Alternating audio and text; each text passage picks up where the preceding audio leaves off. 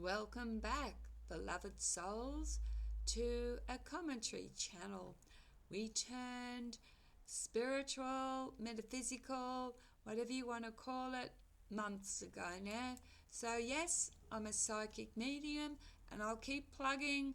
I'm an author of over 25 different types of books available from Amazon, from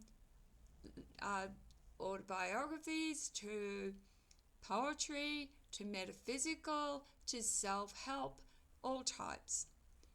Please buy. Ebooks are cheaper. I'm also a widow on a pension, own a dog, a mother, a lot of roles. So this is why science struggles with personal experience. I want to talk about why science often cannot explain personal paranormal experiences and why skeptism exists alongside belief. Science works best with things that can be measured, tested, and repeated. But personal experiences are subjective. What you perceive can depend on your beliefs, your expectations, and even your state of mind. For example, if you believe in the paranormal, you may see a ghost or feel a presence. If you don't believe, you may be in the same room and see and experience nothing at all. There are skeptics who have been convinced after repeated exposures to phenomena, but these cases are rare. Most of the time, trickery and hoaxes reinforce skepticism. Famous examples include the skull experiment, which claimed to capture spirit phenomena on film.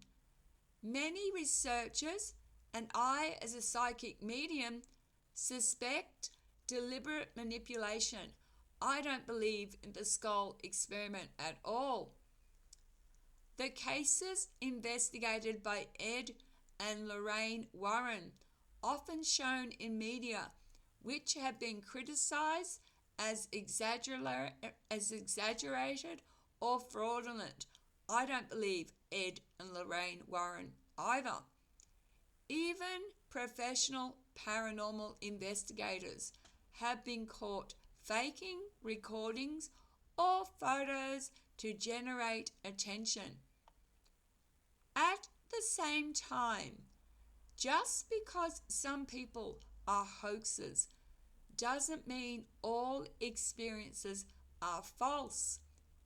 People may doubt my psychic abilities just as they doubt others, but my work is grounded in detailed readings and evidence from personal experience. So, the takeaway: science cannot fully explain subjective paranormal experiences or supernatural, partly because belief shapes perception, and partly because the phenomena may exist outside what can be measured in a lab. But skepticism exists for good reasons. Trickery, exaggeration, and human error are real. Understanding this balance helps us respect both evidence and personal experience and keeps the conversation honest. So when I tell stories of what I did at the casino, you had to be there to see it. Otherwise, to you, it's just a story. I do have a witness, or witnesses. There was my ex-husband called W.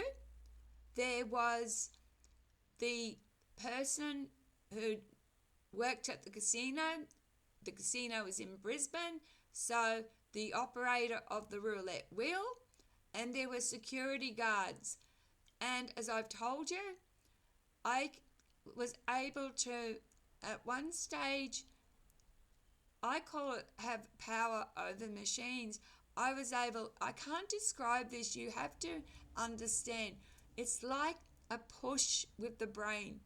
And 10 times in a row, I put my chip on the number, one number only, and got it up. But I would go while the roulette wheel was spinning. I would go and I would concentrate really hard. Stop, say it was 42, so I'd be going 42, 42, pushing 42. And each time, 10 times in a row, I got it. On the 11th time, I was unsure, so I put my chip between two numbers because I got it. I was right again. I had the operator go like this to me, and I had the security guys come out, and they were seeing what I was doing because we were winning money, and you shouldn't win money. The odds of winning money like that are, I don't know. Another time at the Townsville Casino, they had another wheel, and this time they had like different states of Australia. So there's only Tasmania, I think, was only on one spot, and like Queensland was the most often. So Queensland was, you just doubled your money. New South Wales, I think, was 5-1, but Tasmania was 44-1. So when I came and I put my money, the same thing, on Tasmania, the same thing, pushed, it stopped. I went away and I was with several young men at the same time, so I paid for a complete round of drinks, and we got greedy and said, so we went away after our win and got greedy and said, let's go back and do it again. And I did it again, the same thing. And another time, we were testing at uni, and I was in second year psychology uni at the James Cook University, and we were doing parapsychology. And we were wired up to two instruments, and they were measuring voltage, and we had to, by thought, see if we could move the voltage. And I could just slightly move it. So that's when, but these to you, because you weren't there, they're just stories. For all you know, I'm making it up. And I used to be able to, as a child, make the weather change. And I've also very good at, if we were having a seance, I got accused of pushing the little plantet, and I said, okay, if I'm pushing it, you guys take all your hands off it, just leave my hands on, and ask a question that I couldn't possibly know the answer to. And my partner at the time, S, did, and I spelled out that he nearly drowned in a pool and that his sister saved him. And he never told me that story. Right again. And there was another guy with us. His name was L. And I was playing with the Ouija board, and it kept saying, stop, we want to talk to L about what he did with the Mormons, and apparently he stole money from them. And I didn't know that. And another time, I've told you, I had my bet already put on the Melbourne Cup, and I came home and mucked around with the Ouija board, and it spelt that It's Terrific was going to win the Melbourne Cup. And I laughed at it and said, don't be silly, It's Terrific is 50 to 1. So it was right. It's Terrific won. And I've been abducted by aliens. I've told you this. I've seen UFOs. I thought I was in a Hollywood set, hundreds of saucers coming down. But to you, because you haven't been with me, they're all stories. I've also done readings for people. I did a reading. I just touched a girl's hand. I was at a medieval fair, again witnessed by a few people, and I told her all these things. I never met her. She was a stranger. So impressed was she went and told her father about me, and they wanted me to be the psychic for the medieval fair that used to be held at South Brisbane, but I couldn't because they moved the medieval fair to Mullaney and I had no transport. So I'm not trying to boast. What I'm trying to say is these things happened and they're subjective to you because you weren't with me. How can you believe me? You say, oh yeah, Jem's just boasting her ego, just telling stories. But no, I was quite capable of doing this. Another thing I was quite capable of doing, and I did this a few times, is suggestions. I could put suggestions in people's thoughts. A person would go past me and I would say, your back knee is really itchy, and suddenly they'd start scratching their knee. Now I want to share something awful. I was with another partner. I've been married a few times, but this person I was engaged to, this is when I saw the brownie that came out of the shower wall. Anyway, he was late home and I was really angry. Remember, I've always told you, when you're practicing magic, intent matters. And I was really angry and I walked round and round my little unit, hitting the wall with anger, cursing him. He came home and said, Jem, I nearly died. The car, he was up in the mountains and he was centimetre from going off at the edge. He told me the time. That was the exact time I was cursing him. Don't curse anybody. It comes back to bite you 10 times harder. I had that much of a reputation for being powerful in Townsville that I had a coven after me. True story. Now, as I said, you don't have to believe me. You can think, sure, Jem, do it now. And I'll tell you, I can't do it now. I can do readings now. Remember, I lost my life to drug addiction for 17 years. I was a drug addict. I'm lucky that I came out of it. And while a drug addict, I overdosed. Not on the drug of choice, because I was a meth addict. I overdosed on medication. Deliberate. It shouldn't be here. I shouldn't, and I've shared my overdose before. So, yes, it is subjective, but the people who did see me do these things, they have memories of it. They'll go away and tell the stories that there was this woman once that did this, and this. And when I told you about the parapsychology class, there was 20 of us saw me do it. And the year was about 1984 or 5 or even 86. James Cook University. Again, you have to take me at my word. But I have nothing to lose. I'm telling you the truth. But it is subjective. I'm telling you that my place is haunted. My cleaner, who never met Rob, never seen a photo of him, she's a Hindu. She fully described him being here. She said he's short of stature, very thin. It matched everything.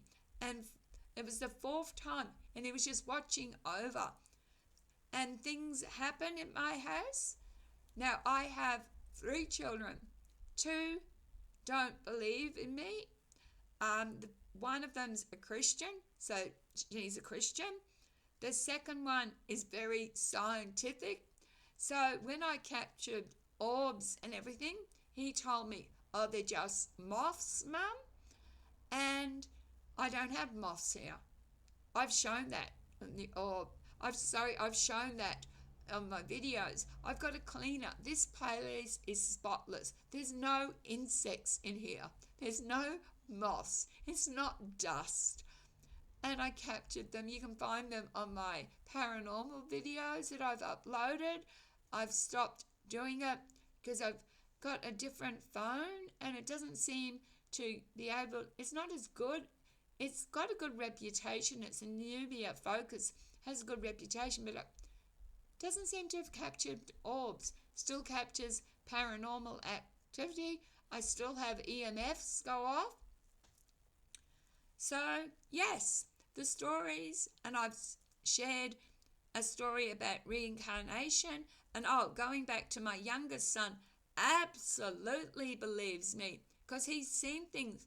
One time when I got abducted, he saw a blue orb go from my room when I was abducted by a mantis being. So either you can believe me or don't. And I would recommend you treat my stories with skeptism. You weren't there, so it's very subjective. But I swear to you, everything I've told you is the truth. But as I've said, there's been people out there who have been famous, who have hoaxed things. So I'm a nobody. So, I could be making, illusions of grandeur, but I'm not. And there's people whose lives were impacted who would swear and tell you the story. I don't know their names. And the year, I'll give you, when I went to the Brisbane casino, would have been the early 2000s when I was married to W. All right. So science can't measure these things. And I'm not saying I'm the best or greatest psychic. Please, please do not misunderstand that. I'm not even saying I'm great. I'm just telling you what I could do. There's probably people out there much greater than me. I've seen it. I've seen people who can move things, with just their hand. I do have to share one more story. When I was a Christian, I woke up from levitating. I was probably astral traveling. I told my pastor. And how do I know I was levitating? I saw myself over my husband's body, and then I felt the bed, the weight of the bed as you fall down. And because I was a Christian, I thought it was demonic, and so did my pastor. And another thing, there were 6 of us high school girls, and we did this experiment because you can do it with the one finger under a person lying down, and we levitated them. As I said, you don't have to believe me. I got the nickname Witch at high school, so that must tell you something. And I've seen some weird stuff happen at seances, and so I believe I'm a strong conduit. But as I said, I'm not telling you this to tell you I'm the greatest. There's probably millions of psychics who are much better, more skilled than me. But I believe everybody is capable of doing what I did. We all can. And I also believe it's a lost skill. I believe that This is how, like the pyramids, of course, with alien intervention as well. We're going into different beliefs here, but we think we're the smartest that we've ever been because of technology. No, we're not. We're the dumbest. We've lost our psychic gifts. We've lost them. Even my age and after my drug addiction, I've lost lot of my psychic abilities because, like anything, it's practice, practice, practice. But I'll leave you with this. Please remember, do not curse anyone. I've had a very awful life, very full of shit.